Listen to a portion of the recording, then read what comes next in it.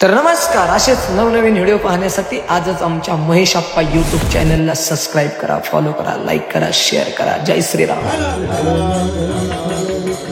गणपतीमध्ये तुम्ही व्याख्यान ठेवता, कीर्तन ठेवता, समाज प्रबोधनाचं काम करता. हे काय प्रत्येक मंडळ करत नाही. हे क्वचित मंडळ आहेत, थोडी मंडळ आहेत जी कीर्तनाचा कार्यक्रम ठेवतात, व्याख्यानाचा कार्यक्रम ठेवतात, दांडिया भरवतात, पोरांचे खेळ घेतात, किल्ल्यांच्या स्पर्धा ठेवतात. हे थोडी मंडळी आहेत.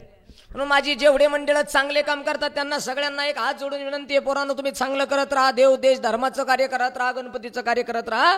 अरे माणसाने तुमची स्तुती नाही केली तरी चालेल, परंतु एक दिवस देव तुमची स्तुती केल्याशिवाय राहणार नाही. सगळ्यात महत्वाची गोष्ट आहे. या जगामध्ये जगत असताना माणसांनो आणि या जगामध्ये जगत असताना पोरांनो एक गोष्ट कायम लक्षात ठेवा. तुम्ही हे गणपती बाप्पाचे बसवता, हे गणपती उत्सव एवढाले मोठाले सादर करता, याचं एकमेव कारण आहे, कारण हिंदू संघटित झाला पाहिजे. ही सगळ्यात महत्वाची गोष्ट आहे.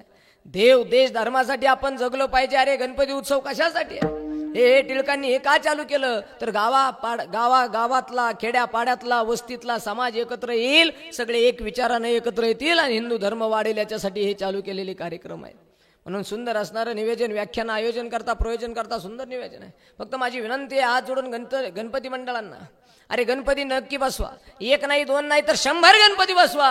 परंतु लक्षात ठेवा, गणपती बसवल्याच्या नंतर त्या गणपती बाप्पाच्या समोर डीजेवर मुन्नी बदनाम हुई, डार्लिंग तेरे लिए असे गाणे वाजू नका, दिल दिया है जान भी देंगे वतन तेरे लिए असे गाणे वाजवा.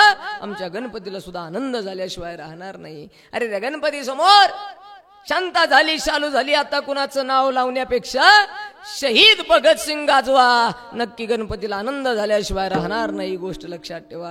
अरे शिवरांच्या, वीरांच्या, छत्रपतींच्या, माझ्या तानाजी, बाजी, यसाजी, मुरारबाजी, अनेक शूरवीरांच्या कथा त्या गणपतीच्या समोर दाखवा, त्याचे लाईव्ह प्रेक्षेपण करा. आमचा हिंदू धर्म मोठा झाल्याशिवाय राहणार नाही. गोष्ट लक्षात ठेवा.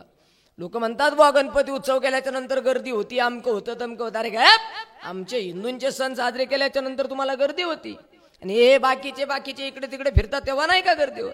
हे लोक लाल टोप्या घालतात तेव्हा नाही का गर्दी होत? लक्षात ठेवा, आमच्या भारत देशाची अस्मिता म्हणजे गणपती आहे. आणि एक नाही तर आम्ही 1000 गणपती बसवणार आणि गणपती उत्सव आनंदातच साजरा करणार. ही गोष्ट लक्षात ठेवा. फक्त गणपतीसाठी एक विनंती आहे, शाडू मातीच्या गणपती घ्या, गणपती मूर्त्या घ्या, शाडू मातीच्या घ्या, म्हणजे जेणेकरून आपली गणपती बाप्पाची मूर्ती पाण्यामध्ये टाकल्याच्या नंतर ती पूर्णतः विरघळली पाहिजे. कारण आजकाल काय व्हायला लागले, प्लॅस्टिकचा दुर्योग व्हायला लागला. प्लॅस्टिकमध्ये मूर्ती सुंदर बनवल्या जातात, POP मध्ये मूर्ती सुंदर बनवल्या जातात, त्यांची सुंदर असणारी डिझाईन, सुंदर असणारे नक्षीपान आमचं मन वेधून घेते. परंतु लक्षात ठेवा माझ्या हिंदू भावांनो, विनंती आहे तुम्हाला, अरे गणपती घेत असताना सुबक घ्या, सुंदर घ्या, परंतु सुंदर घेत असताना तो शाडू मातीचा घ्या, जेणेकरून पाण्यामध्ये ठेवल्याच्या नंतर ती मूर्ती विरघळली पाहिजे. मूर्ती मोठी घेण्यापेक्षा मूर्ती छोटी घ्या, परंतु त्या गणपती बाप्पाचं विसर्जन हे चांगलंच झालं पाहिजे. नाहीतर नंतर गणपती बाप्पाची अवस्था फार बेकार होती. गणपती बाप्पाचं संपूर्ण शरीर, संपूर्ण मूर्ती विरघळली जात नाही. मग आपल्याच बाप्पाची आपण अपमान केल्याची बाजू बाहेर पडते. म्हणून माझी विनंती आहे, बाबांनो, शाडू मातीचा गणपती खरेदी करा. आणि विनंती असेल, अरे ऑनलाईन तुम्ही खरेदी करण्यापेक्षा, ऑनलाईन खरेदी करण्यापेक्षा आपल्या गल्लीतल्या, आपल्या गावातल्या, आपल्या तालुक्याच्या दुकानदारांकडून खरेदी करा. कारण गणपती आलं की आम्ही वर्गणी मागायला गावातल्या गल्लीतल्या दुकानदारांकडे जातो, गावातल्या पेठेतल्या दुकानदारांकडे जातो.